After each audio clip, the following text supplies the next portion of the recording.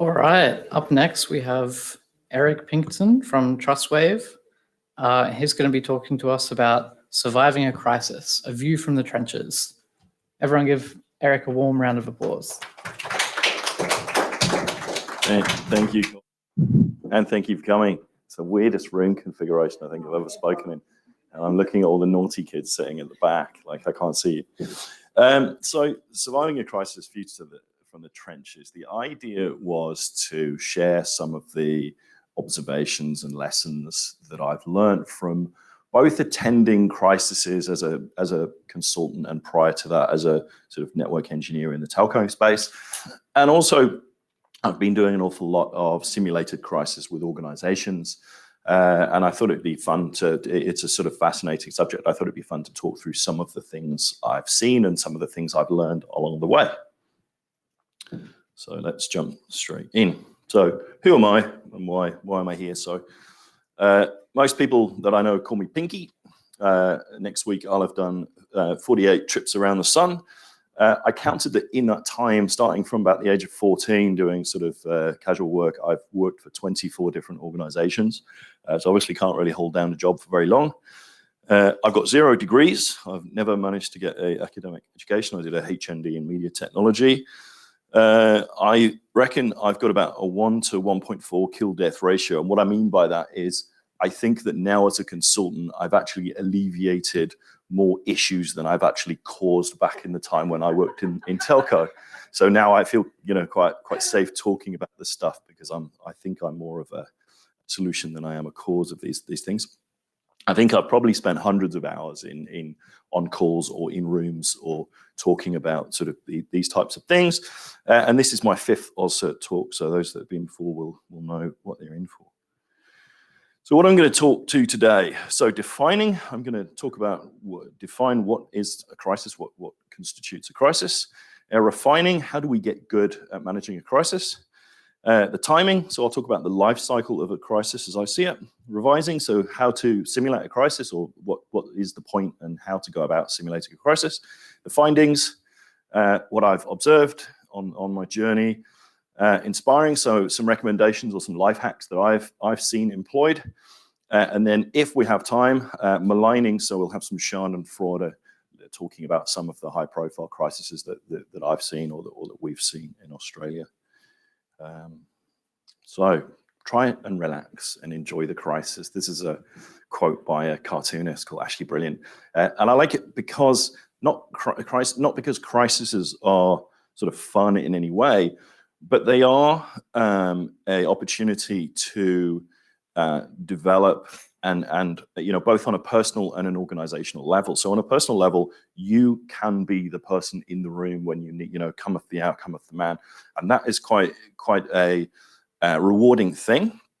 So if you prepare and if you get good at this stuff, it is a good feeling to be a help and to be alleviating that issue rather than compounding it.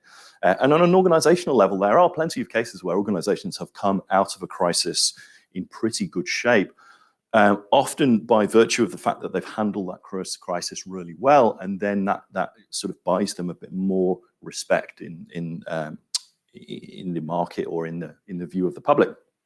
I did a talk a few years back on reputational damage, and I talked about how Ashley Madison at that time was doing better than ever.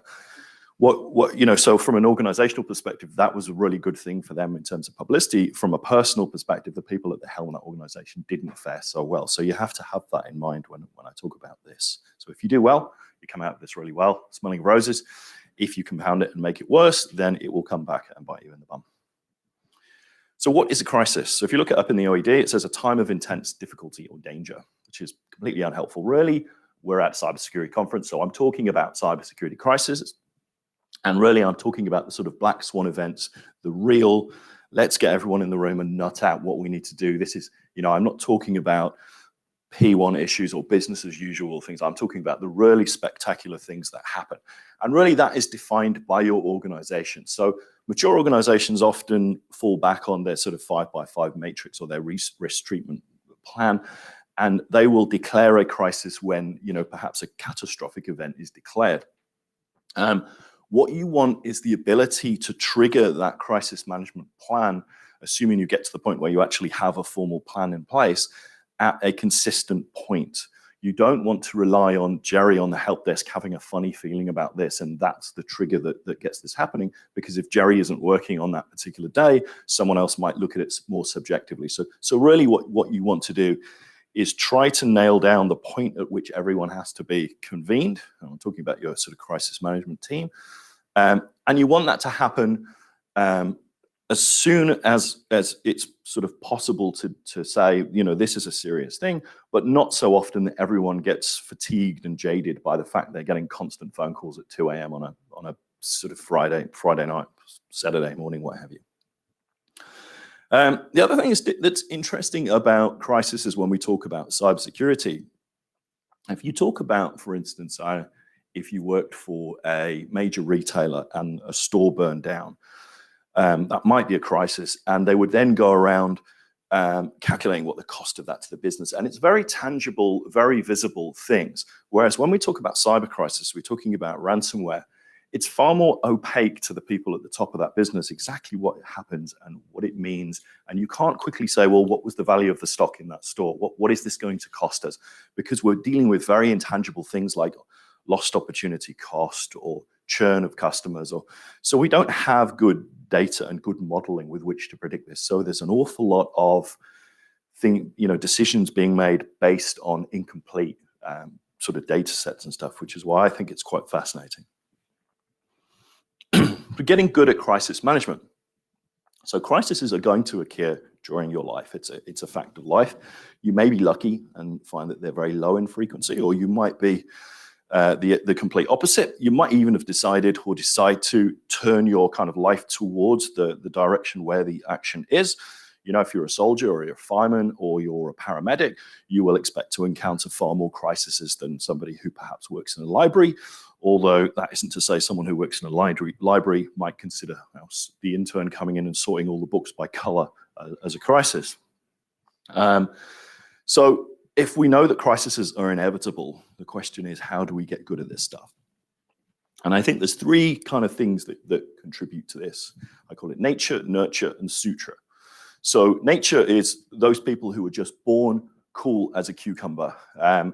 There's often that person in a team who just, absolutely cool and zen in when, everyone else is headed being lost and they're keeping it calm.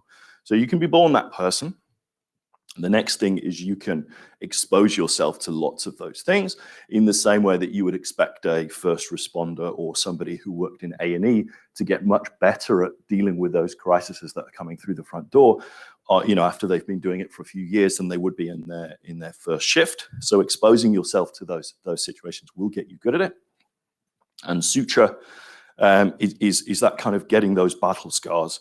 As Rami said, scars are where the light enters your body. So putting yourself in those positions where you're going to experience lots of crises. I'm very lucky as a consultant because I get the door gets opened and I get kicked in through the door, go and help these guys out. This has happened. So I get exposed to it a lot. And I think I'm quite confident and competent in those situations through that exposure.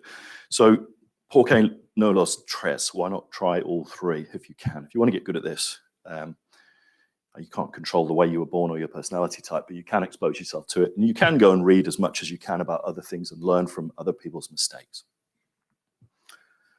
So let's talk about crisis life cycle. This is Noah.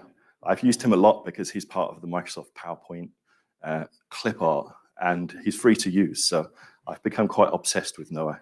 I'll talk a bit more about him. So before the crisis, well, I'm using the Suez as a nice background. Then we've got during the crisis, and then we've got, there's during the crisis, and then we've got after the crisis. This is particularly interesting because at the point when that Evergreen ship sailed on down to a place in the Suez Canal called the Great Bitter Lake for inspection, everyone assumed that the crisis was over, when in fact, the crisis was only just beginning for the owners of the ship and the cargo on board. Because it was then impounded by the Egyptian government along with all the cargo. And there's this maritime law, I think it's called, what's it called? it's called general average. And what that means is that if you own the cargo in a particular ship, you then have to contribute to the cost of recovering the vessel during a major calamity.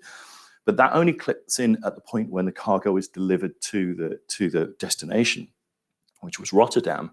And because the ship has been impounded and the Egyptian government are trying to sue the ship owners for $1 billion for reputational damage and all sorts of bizarre thing, and their insurers are saying it's absolutely ridiculous. There's also another ship in the Suez Canal that's been there for 5 years, and the crew are effectively trapped on board because of the legal wrangling over who pays for recovery and so on. So there's a good chance the crew remaining on that ship will be stuck on there for years, and the owners of the cargo will never see the cargo and will still be billed and countersuing. And if you think about how complex that is, given the number of containers on that ship, and then you think about how complex the concept of ownership of stuff is in the shipping world in terms of flags of convenience and so on and so forth, that is one unholy crisis that will go on for years and years. So don't assume that just because it sailed off the side of my slide that it's all over. Anyway, I digress. Let's break this down. Before a crisis, this is the kind of special stage because I'm assuming because you're all in this room now, you're not in the middle of a crisis. It's a good opportunity to check your phones in case something's happened and you run out. This is where you get to prepare for the crisis. This is kind of constant, the other thing. This phase actually covers during and after a crisis, because at any time during a crisis, another crisis could happen.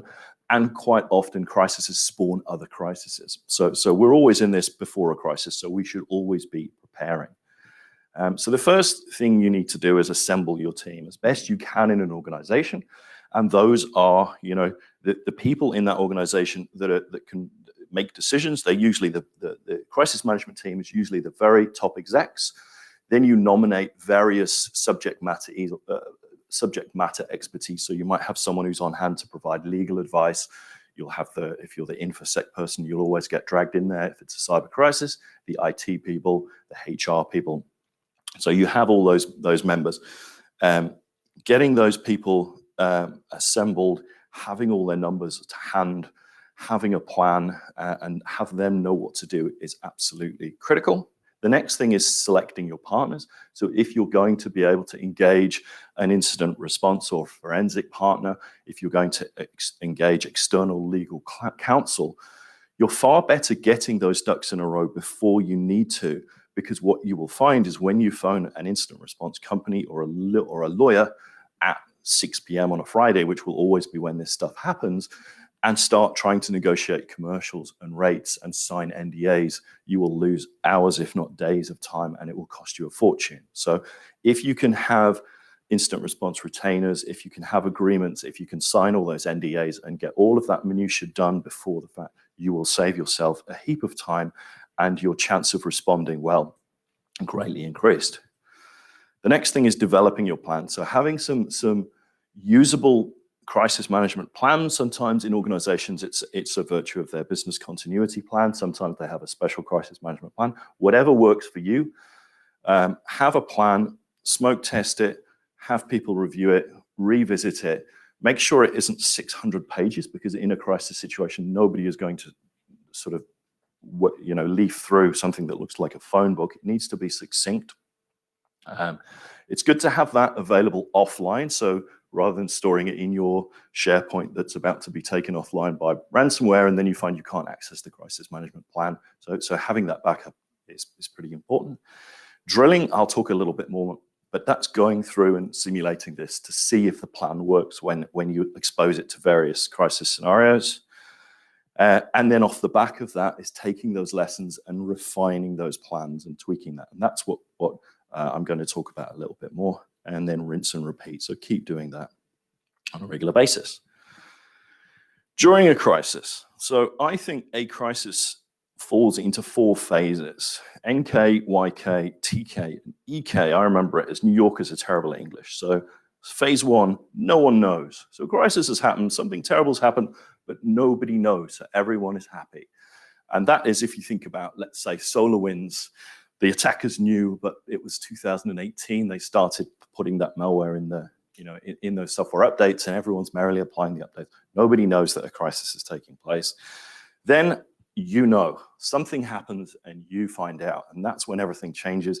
You get your team, you assemble things, and you start running through your plan and actioning it. That's where the interesting stuff starts to happen. Number 3 is they know.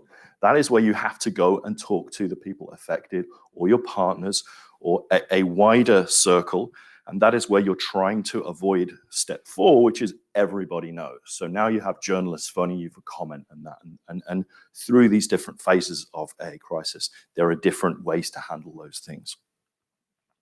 Finally, we get to the end of the crisis as the evergreen sails off into the sunset. Having a documented position on when a crisis is declared over is interesting, because I've been in crisis situations that have dragged on for weeks and weeks because nobody has wanted to make the call that this is over.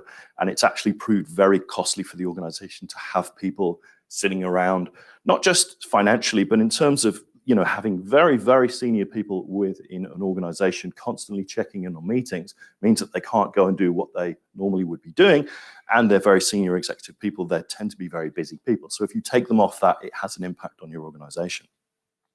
So what point and what is the plan to take that from the crisis situation into a more business as usual management? After a crisis breaks down into the sort of decompression period. So if you've been locked in a very intense situation, you've been in a war room, often you need to sort of relax and just get your breath back almost. And, sometimes it's a case of going down the pub and nutting it out over a few beers, or it's a case of giving people to go and relax. The next part that inevitably happens is the blame game. So this is when the finger pointing and people start to apportion blame for these types of things. Then you might have a more formal post-mortem. The blame game typically happens before the post-mortem, so people will speculate before you have a position on exactly what went wrong. And then the final piece, which is, I think, the most commonly overlooked piece, is what I call executing on lessons learned. So if you go to the trouble, and you absolutely should have, doing that lessons learned or that post-mortem exercise and having findings and having recommendations, make damn sure that those recommendations get followed through, that they're apportioned to someone. Otherwise, you will find yourself having deja vu, and you will find yourself in a meeting going, hang on a minute, this happened before. I'm sure we should have solved this problem, but nobody went through and followed through, or nobody checked that it was done. So crisis simulation, we're talking about drilling those plans. I think, I love running crisis simulation. It's a very, in terms of effort and expense, it's a very cheap exercise to do. It's usually, for us, it's probably about 2 or 3 days effort all up. That includes sort of a half-day actual crisis simulation. You get the people in the room. We present a scenario that typically is something diabolical happening, and it just gets worse and worse and worse. I'm particularly fond of using ransomware because it's very topical. Everybody kind of gets it, and it touches on everything in an organization. So ransomware talk gets into the financial, the security, the IT, the logistics, the legal implications of paying a ransom, and actually reinforcing the idea in a business that usually goes into that room expecting that this is a cyber crisis. It's a cyber, I can just point to the cyber guy and say, okay, you run with it. I'm gonna sit back and watch. And straight away it goes out of the cyber team's pay grade. And we're talking about the logistics of buying a massive amount of Bitcoin, or the legal implications of paying a sanctioned team in Eastern Europe, or so on and so forth. So the critical thing is, if you're going to do simulation, is to involve the actual crisis management team. And that is to say that typically when you, as a cybersecurity person, say, hey, we should drill the cybersecurity plan, the business will say, that's a great idea. Why don't you get all your team in a room and do some war games and nut this out? And it's hard to get the business in that room to do that, because they think they're too important, or they think that this is a cyber issue, it's for you. So sometimes that's a slow process of getting them involved. The scenario that you use has to be relevant, and it has to be plausible. Otherwise, you waste an awful lot of time in the organization fencing with people who say, well, that could never happen in our organization, and it breaks the flow of the exercise. So it has to be something that grabs people's attention, and seems like it could happen. Next thing I think is giving people a sporting chance. I've seen people run exercises and absolutely, go nuclear with the scenario such that people end up with post-traumatic stress or end up just becoming completely fatalistic. If that's happened, then my reaction is probably to jump on Seek and look for another job because it's completely catastrophic. Pressure testing extant resources. So going through, what I mean by that is if you've got these resources, which might be incident response teams, or might be your third-party counsel, it might be your backup strategy, or it might be your IT team. As you go through that scenario and you start to say, well, we're going to call these guys, we're going to deploy this team, we're going to do that thing, is walk through those things and find out whether they would actually work if you were doing it for real.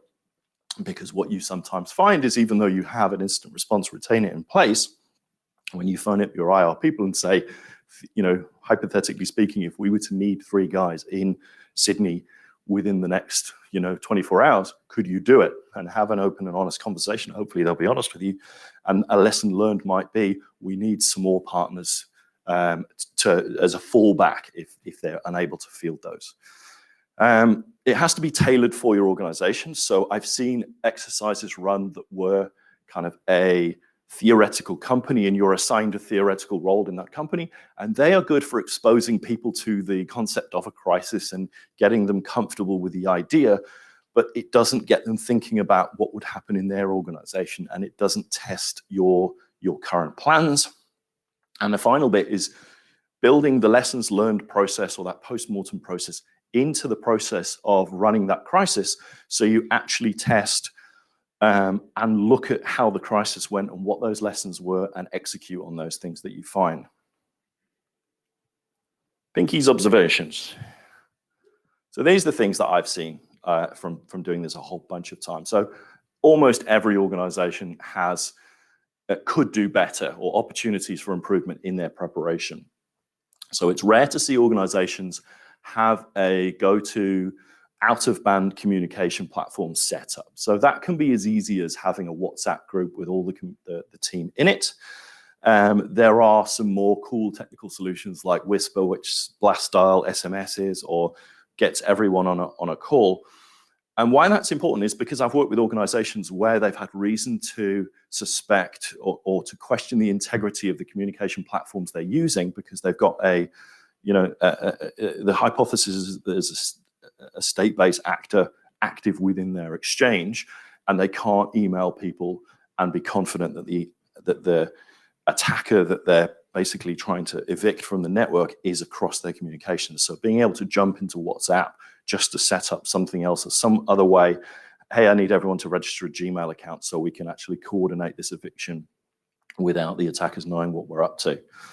Having an incident response retainer, 9 times out of 10, if you phone up a incident response company and say, hey, we'd like to set up a retainer and we'd like to go now, it's a bit like phoning up a removalist and saying, hey, I'd like to move house. And they're like, yeah, when can I schedule it in? In about 20 minutes. Like they're just going to laugh at you. So have an IR retainer with a reputable organization, have fallbacks so that you can phone them and get them as quickly, when you need them, as quickly as you can. Likewise with legal counsel, having insurance cover and knowing what your insurance covers and knowing what those details are. Got an interesting kind of war story, which was working with an organization that got ransomware, and they were having some dialogue with the attackers over the dark web. And the attackers basically said, we can't possibly afford to pay this ransom. And the attackers said, yes, you can just claim it on your insurance. And they said, no, we're not insured for this. Our insurance won't cover this. And they said, yes, we will. Trust us. They said, no, we're pretty sure that our insurance doesn't cover us for this. So the attackers sent the copy of the insurance certificate that they'd exfiltrated from the organization with highlighter kind of saying, yes, you're covered, don't worry. And I've since heard that one of the strategies that the ransomware gangs have used is attacking the insurance companies to steal lists of companies that they know are insured. And then one by one, they attack the companies that are insured. And then at the end of it, they attack the insurance company. So they're pretty wily. People who can't find the plans or the plans are online, they can't get to them. Very common when you do a crisis scenario, they'll go through the entire scenario and they will do the whole thing ad hoc on the fly. And then you'll say at the end of it, did anyone consult the crisis management plan that we're here to test? Oh, well, we've got a crisis management plan. Nobody told me about that. Or, oh yeah, we couldn't find it. So make sure that if you've gone to the trouble of creating a plan, that people know about it and they can find it. So if you're going to run a crisis, it's kind of courteous to give people in the lead up to that a few hints about where it is, because that means at the end of the crisis, you can then say, well, actually, we didn't have anything in the crisis management plan about this particular thing. And then the confusion about where BCP and DR and crisis management kind of kicks off is quite common. Next thing is too many or too few people in the room. So sometimes organizations want to get a very small core of people, and it's a very authoritarian, we're going to make all the decisions, and they tend to make knee-jerk reactions, or they make decisions without having the information they really need to make those decisions. The alternative is getting far too many people in the room. So I've been in a war room with over 50 people, and it was just death by committee and nothing happened. And at one point it was asked, is there anyone else on this who should be on the call that is not on the call? And there were 6 or 7 names that were thrown up.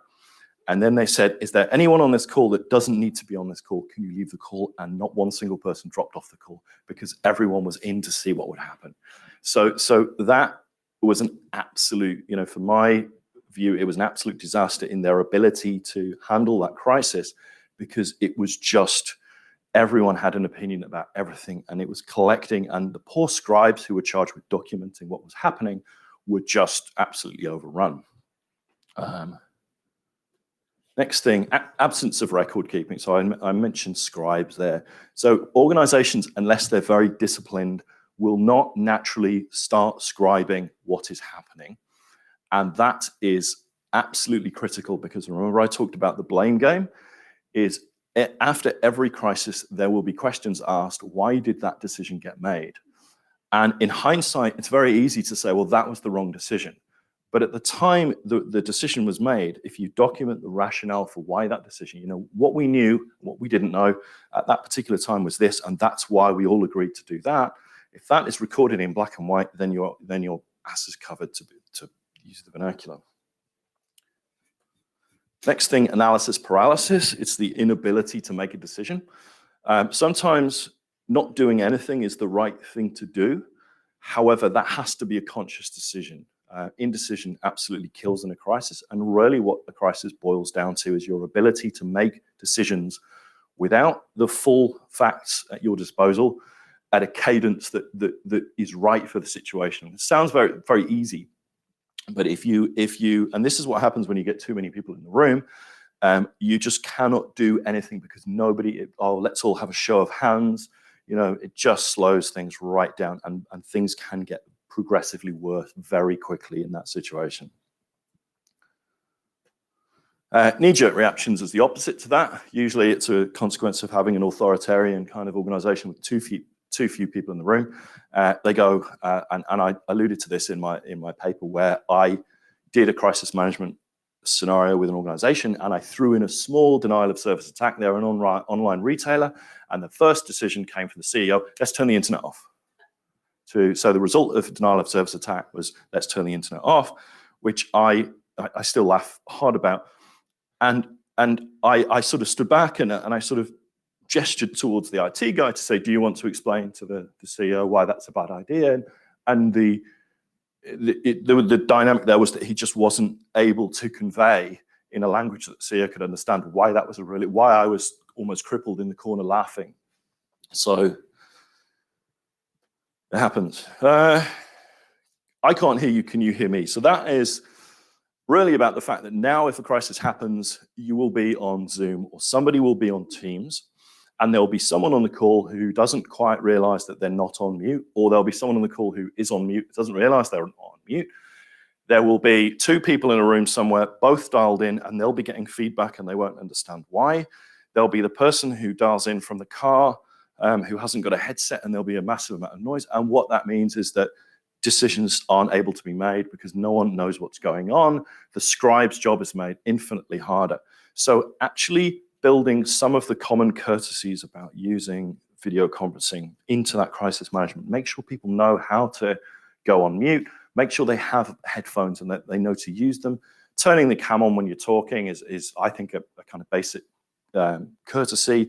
There's a massive amount of communication, that non-verbal communications happen, especially when in a crisis, tempers can get quite flared. People can get quite impassioned about things, let's say. I've seen people reduced to tears and I've seen people shouting. If you don't have your cam on and you're shouting at someone, it can come off sometimes as being far more aggressive than it might be if you had the cam on. It seems quite weird, but getting good, we have to get good at these kind of situations. And if you're not drilling it and seeing how this happens, so a common lesson learned is you can't rely on, your old-fashioned conference bridge. You should be using Teams or Zoom. Get people used to using it. Use whatever people are au fait with. It's surprising that at this time in 2021, some people are still not au fait with Teams and Zoom and what have you, but there we are. Recommendations, cover your ass, scribe. So get people, assign people to write stuff down. Don't rely on one person, have a couple of people so that if they have any contention about what was said or what the decision was, they can nut it out between themselves.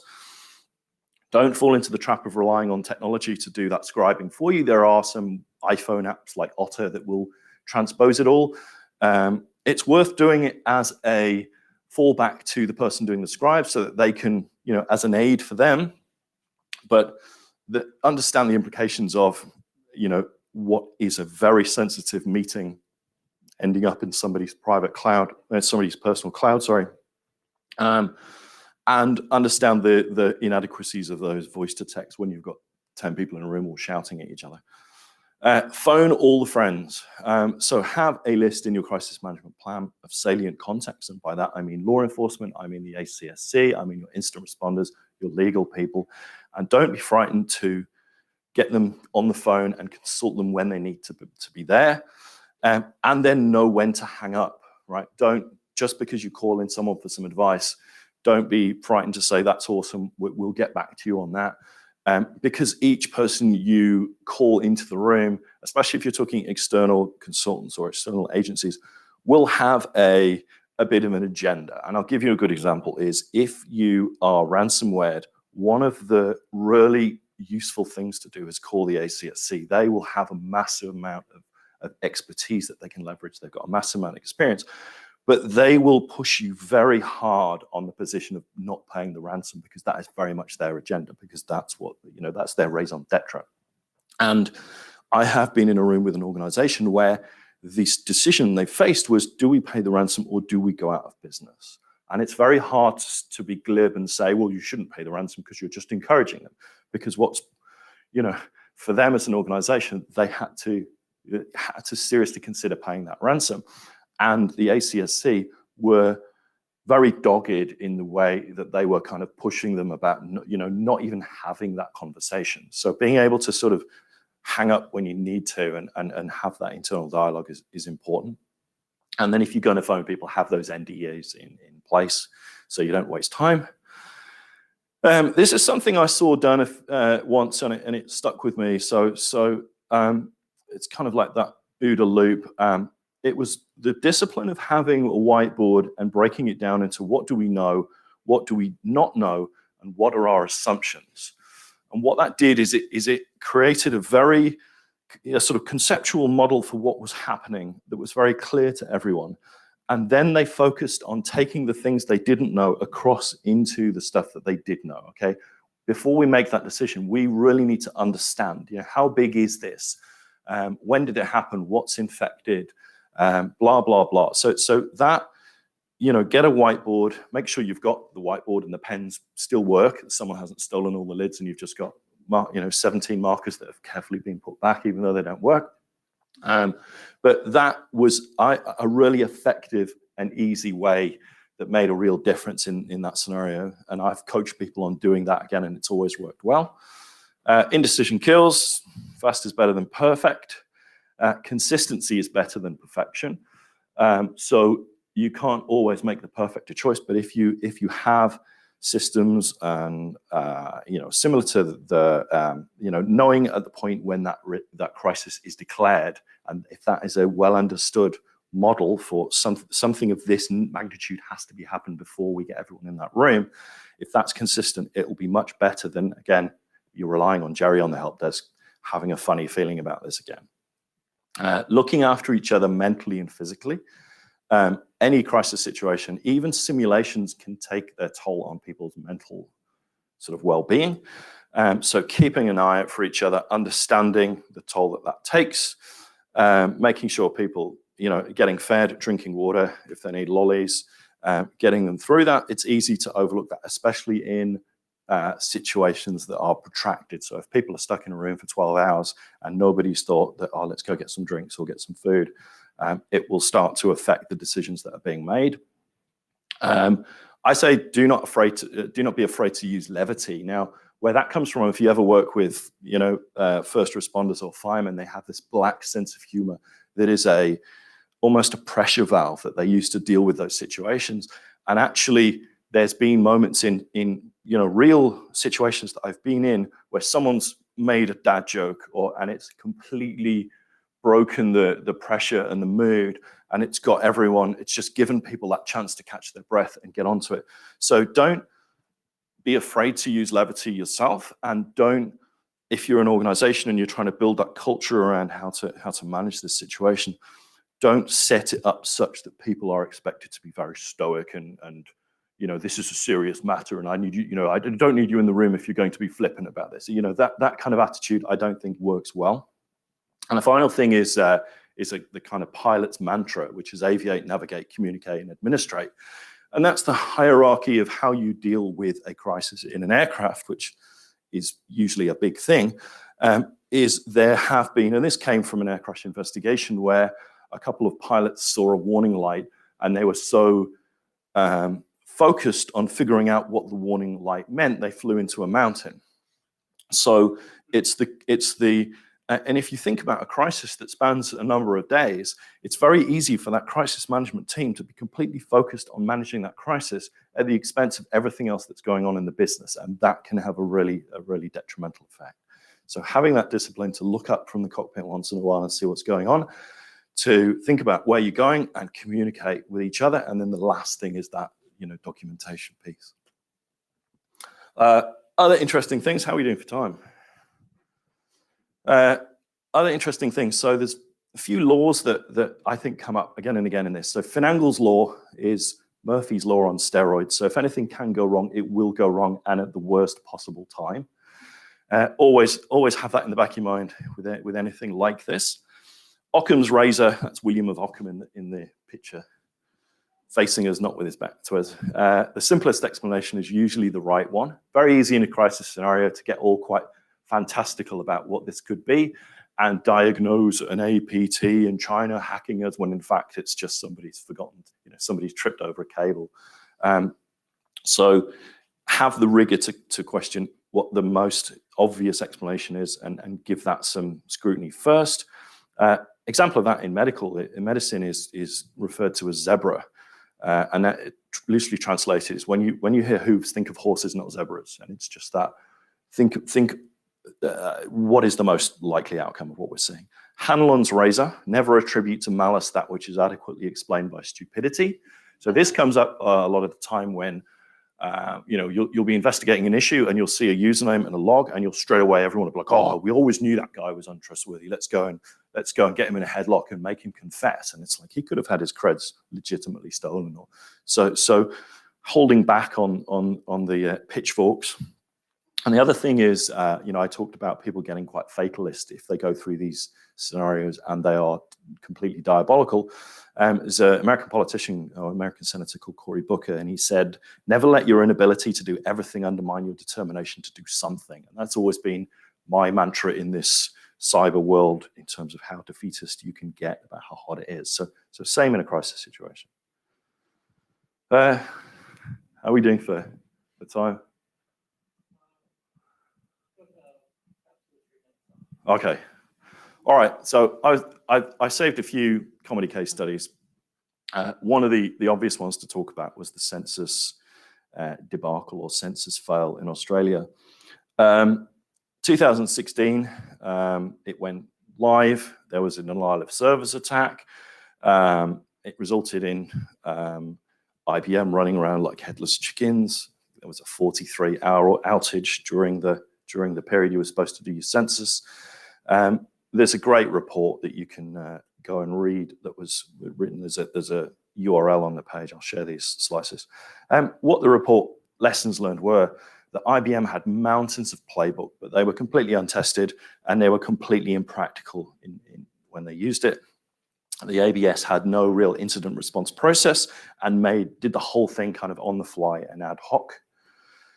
Support mechanisms weren't linked to the process, so they didn't have the numbers that they could ring, or they couldn't, they didn't have a process which was engage this team, which were ready and waiting, all dressed up and ready to go, but were never engaged. Escalation thresholds were not clear, so the point at which somebody needed to call a minister or someone needed to give someone an update just absolutely were lost in the fog of war. The DOS protections obviously were deemed inadequate. The DOS attack itself was very, very low volume, should not have caused a problem had they been doing the right thing. Crisis communications were absolutely shocking. They were very, very, after the fact, they were very short and terse. IBM had employed a subcontractor, which they ended up trying to throw the subcontractor under the bus when Malcolm threw IBM under the bus. Massive, massive mess. And if you think about this through the lens of what I'm talking today, which is simulating a crisis, had they done a tabletop exercise or a crisis simulation of something like a denial of service attack, many of those things could have been picked up before they were a problem. The other great thing that somebody did is shouted, "Let's turn it on and off again," and they did, and it turned out that the primary router hadn't been synced with the secondary router, so by turning it on and off, they actually made it worse, and that led to, it's quite interesting reading. Other things that are quite good, so GitLab, back in 2017, they accidentally wiped both the primary and the secondary database, and then realized that all 5 types of backups they were doing were not working, and the actual words in the document that they published in their crisis comms, what's the word? The sort of apology was, so in other words, to 5 backup replication techniques deployed, none are working reliably or set up in the first place. So a nice DR test or a BCP might have picked those things up. Very embarrassing for them. And the final one is what is known was known in Coca-Cola as Project Kansas. And this is one of my favorite stories. It's not cyber related. I'll go through it very quickly. So 1985, Coke was losing market share to Pepsi because people were preferring the sweeter taste of Pepsi. So Coke decided to get their scientists to design a new formula for Coca-Cola with more sugar. They did hundreds of taste tests with various people, and everyone preferred the new flavor. So they launched a big press campaign and invited people to test it for the first time. And the journalists who turned up to the test to taste it for the first time had kind of been nobbled by Pepsi and did this big dramatic show of spitting it out and hating it. And what then happened was this really weird cycle where everyone in America ran out to buy new Coca-Cola so that they could taste it, so that they could take part in this conversation. There were protests in the streets. It went absolutely crazy. People were driving around from shop to shop, panic buying the old flavor of Coke. And the stockists were like worrying, where can we get all the old Coke? And the old Coke was kind of changing hands. Then what happened is, because of the backlash, they decided to re-release the old flavor as classic cola, and everyone ran around tasting again, buying up all the old cola. Then there was this whole bunch of people who liked the new flavor, who then went and panic bought the new flavor because they thought that was going to get withdrawn. And the whole thing was an absolute bun fight. But on aggregate, what happened is the sales of Coca-Cola went through the roof as a direct result of an absolute epic fail. And I am convinced that it's exactly what Arnott's tried to repeat with Shapes by changing the flavor. it was arrogant of them. I don't think it really paid off, but yeah. So crises can turn out good. And that's me.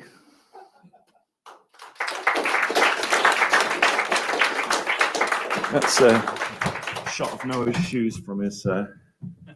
We have kind of burnt into our question time a little bit, but if you'll kindly hang around at the back or outside, and some people can ask you some questions there. Yep. Cool. Another round of applause. Big thanks.